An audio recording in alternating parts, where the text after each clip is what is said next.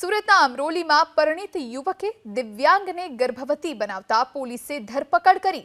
પિતા વગરની દિવ્યાંગ યુવતી પર પડોશમાં રહેતા એક સંતાનના પિતાએ દુષ્કર્મ ગુજાર્યું અને યુવતીને 3 માસનો ગર્ભ છે, જેથી પોલીસમાં ફરિયાદ થઈ અને તબીબી તપાસ માટે યુવતીને લઈ જતા દુષ્કર્મનો મામલો સામે આવ્યો, જેથી પોલીસે પાડોશી આરોપીને ઝડપી પાડ્યો છે। સુરતના અમરોલી વિસ્તારમાં માસૂમ દિવ્યાંગ દીકરી ઉપર દુષ્કર્મ ગુજારનાર શખ્સની અમરોલી પોલીસે ધરપકડ કરી છે। આ શખ્સને ધ્યાનથી જુઓ તમે, આ નરાધમ છે, વાસના લોલુપ। આ પ્રમાણેનો શખ્સ જે રીતે ઘટનાને અંજામ આપ્યો છે, ત્યારે પ્રદીપ નામનો શખ્સને અમરોલી પોલીસે ધરપકડ કરીને વધુ તપાસ હાથ ધરી છે।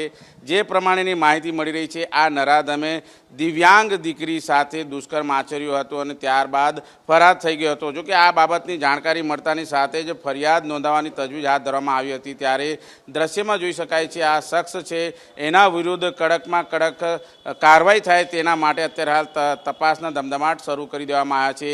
જે પ્રમાણેની માહિતી મળી રહી છે તે મુજબ આ શખ્સ છે એ આ રીતે દુષ્કર્મ આચરીને ફરાર થઈ ગયો હતો। ત્યારે અમરોલી વિસ્તારમાં આ રીતે દિવ્યાંગને ગર્ભવતી બનાવીને તે ફરાર થઈ ગયો હતો। યુવતીને 3 માસનો ગર્ભ છે, ત્યારે આ પાડોશમાં જ રહેતો હતો। અમરોલીના છાપરાપાટા શ્રમ વિભાગમાં આ જે રીતે ઘટના બની છે, ત્યારે દિવ્યાંગ યુવતી ઉપર પાડોશમાં રહેતા જે યુવક છે તેણે આ પ્રમાણે દુષ્કર્મ આચર્યું છે। જો કે આ મામલે ફરિયાદ નોંધવામાં આવી હતી, ત્યારે પ્રદીપ ધર્મરાજ પટેલ સામે દુષ્કર્મનો ગુનો નોંધવામાં આવ્યો છે અને તેને ધરપકડ કરીને વધુ તપાસ હાથ ધરાઈ છે।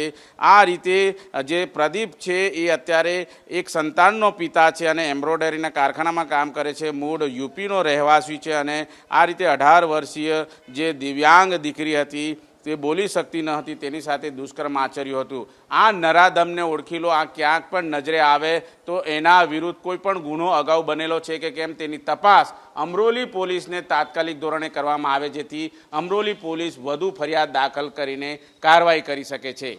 કેમેરામેન રાકેશ પાનવાલા સાથે ધનરાજ બાગલે, એબીપી અસ્મિતા, સુરત।